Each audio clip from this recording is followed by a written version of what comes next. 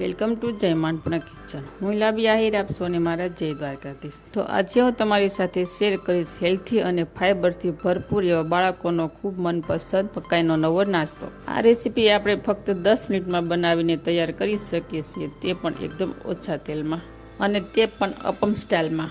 અપમના પેનમાં જ બનાવવાનો છે.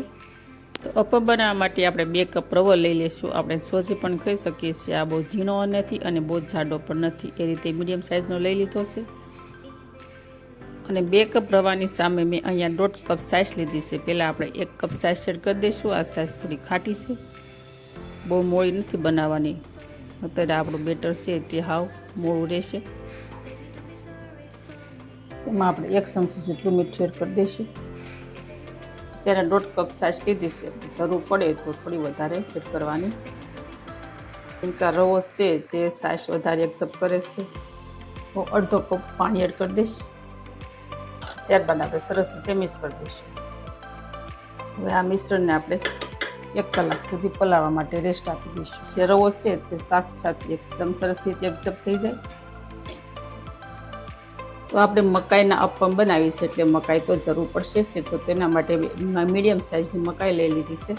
તેને આપણે આ રીતે કટ લગાવી દઈશું સાથે વડે. ત્યારે વરસાદની સિઝનમાં મકાઈના અપમ વેજીટેબલમાં આ રીતે ખાવાની ખૂબ મજા પડે છે. અને મકાઈના તમે ભજીયા પણ બનાવી શકો, વડા બનાવી શકો, ચેવડો, શાક, બધી મકાઈની વરસાદના સિઝનમાં બહુ સરસ વસ્તુ લાગે છે. મકાઈને આપણે આ રીતે ઝીણી ઝીણી કટ કરવાની છે. વેજીટેબલમાં જોઈએ તો 1 આદુનો ટુકડો, 1 નંગ ટમેટું, 1 નંગ કાંદો, 1 નંગ ગાજર અને 1 મોટું મરચું છે, તીખું આવે અને આ મીડિયમ તીખા આવે. 3 મરચાં આપણે લઈ લઈશું. હવે આપણે બધી વસ્તુને કટ લગાવી દઈશું. આદુ અને મરચાંની પેસ્ટ તૈયાર કરી લઈશું. અને ટમેટું, કાંદો અને ગાજરને આપણે ઝીણું કટ લગાવી દઈશું. કલાક બાદ આપણે જોઈ લઈશું સૂજી અને સાઈઝ સરસ રીતે એક્સેપ્ટ થઈ ગયા છે. અહીંયા આપણો રવો સરસ રીતે ફૂલી ગયો છે. એને એક જ ડાયરેક્શનમાં મિનિટ સુધી કન્ટિન્યુ ચલાવતા રહીશું. થોડું પાણી એડ કરી દઈશું. તેને આપણે સરસ રીતે મિક્સ કરી દઈશું. જો તમે જોઈ શકો છો આ બેટરની કન્સિસ્ટન્સી આપણે આ રીતની રાખવાની છે. અને થોડું રબર જેવું રહે એ રીતે, બહુ પતલું પણ નથી બેટર કરવાનું અને બહુ જાડું પણ નથી રાખવાનું. મીડિયમ રાખીશું એટલે જે આપણે અપમ છે ને તેનો શેપ સરસ આવે એ રીતે આપણે રાખવાનું છે તેનું બેટર. તો હવે આપણે અહીંયા 5 ચમચી લઈ લઈશું ટાટાનો ખારો. તમે પાપડનો ખારો પણ લઈ શકો છો. અને રોટિંગ મસાલામાં લઈ લઈશું 1 ચમચી ધાણા જીરું, 1/2 ચમચી લાલ મરચું.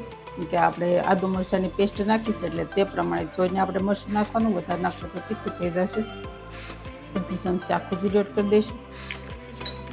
5 ચમચી હિંગ એડ કરી દઈશું, તેનાથી પાચન સરસ થઈ જાય.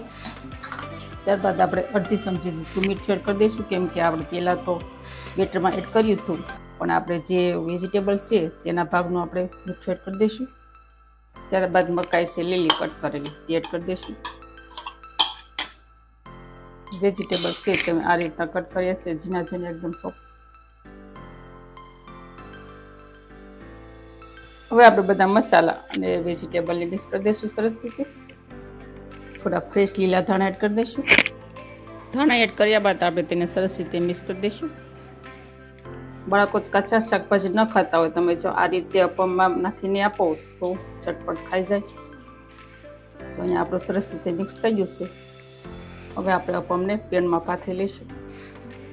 જો આ રીતે સમસીમાં પડે એ રીતે આપણે રાખીશું તેનું બેટર. તો હવે આપણે પેન ગરમ થઈ ગયા બાદ આપણે થોડું તેલ એડ કરી દઈશું. તમે આ જગ્યાએ બટરમાં પણ બનાવી શકો છો, એ તમારી સોસ. આપણે તેને બ્રશ વડે તો તેલ સરખું લગાડી દઈશું જેથી અપમ ચોટે નહીં. ત્યારબાદ આપણે બેટરને પેનમાં એડ કરી દઈશું.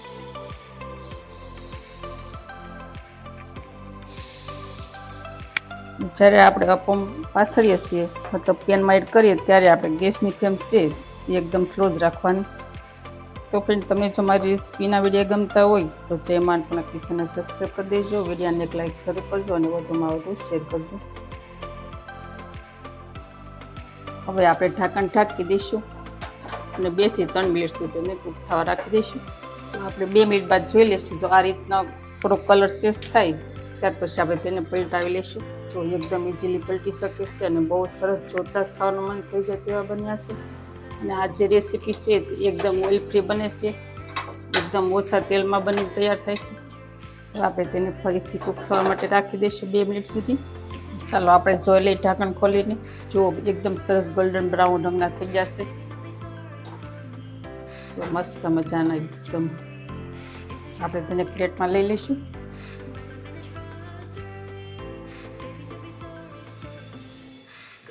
તે બીજા અપમ પણ આપણે બનાવી લઈશું. આપણે તેમાં બેટર એડ કરી દઈશું. તો તૈયાર છે અહીંયા આપણા મસ્ત મજાના એકદમ જાળીદાર અમેરિકન મકાઈના અપમ. જો છે ને એકદમ જાળીવાળા સરસ મજાના. અને તમે સોસ અથવા ગ્રીન ચટણી સાથે અથવા દહીં સાથે પણ કંઈ પણ સાથે ખાઈ શકો છો. તો આવી જ નવી રેસીપીઓ શીખવા માટે જય માંડપુણા કિચનને સબસ્ક્રાઈબ કરી દેજો, વિડીયોને એક લાઈક જરૂર કરજો અને વધુમાં વધુ શેર કરજો. તો ફરી મળીશું આવી નવી રેસીપી સાથે. ત્યાં સુધી થેન્ક યુ. જય દ્વારકાધીશ, જય સિયારામ.